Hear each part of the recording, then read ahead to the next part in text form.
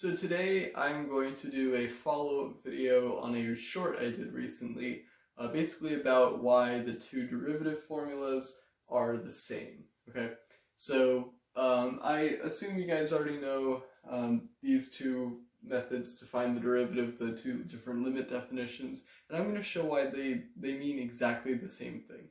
So basically, with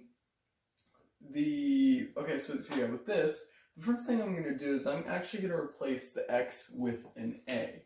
And that's because we can find the derivative at a particular point a if I replace all these x's with the a.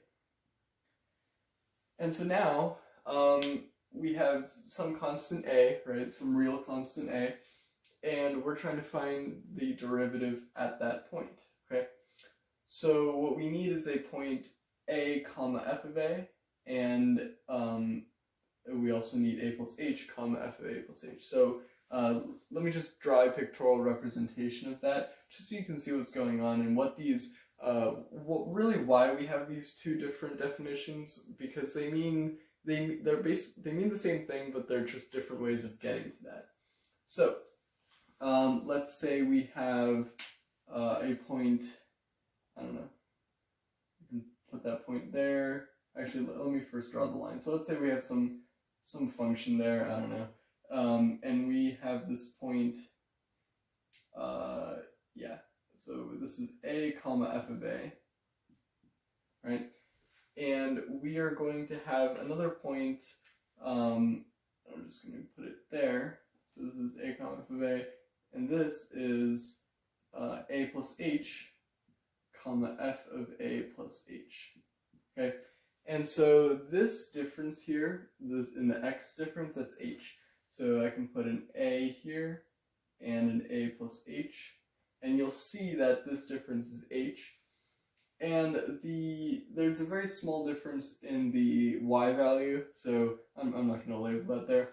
But yeah, there's a very small difference, but that really doesn't mean much. Basically, what we're trying to do is we're trying to move it so that this point gets closer to the other point, basically. We're basically, as h gets smaller and smaller, it's going to approach that other point. So that's the entire idea of what's going on there. Over here, on this other one, we have a slightly different idea. So we are going to have, I don't know, some other curve, I don't know. Let's say we have this point over here. This is this is x comma f of x. So x comma f of x. And then over here, we have a comma f of a. Right? So this is what we have there. Right? So basically what we're saying is x is approaching a. So some x value is approaching this point. So now we are fixing a comma f of a, and we're moving this that way.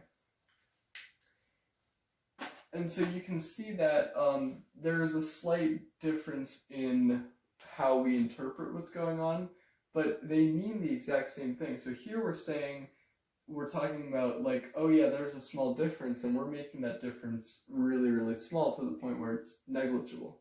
Over here, we're saying there are two different points, and we're moving one of them closer to the other.